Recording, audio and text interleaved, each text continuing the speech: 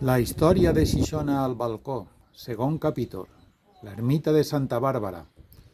Les especials característiques geogràfiques amb disponibilitat d'aigua, de terres i zona per al ramat, a més d'una extraordinària visibilitat per a controlar el territori, van fer que la civilització ibèrica instal·lara un poblat.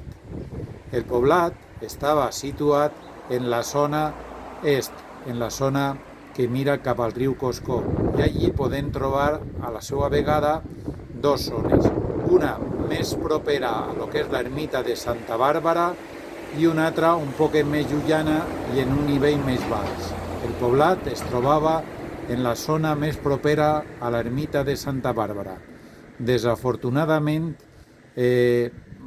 ja no es conserva quasi res del poblat perquè les pedres de les cases van ser aprofitades possiblement al segle XVIII per fer aquest abancalament que presenta esta zona est del cabers de l'ermita Santa Bàrbara.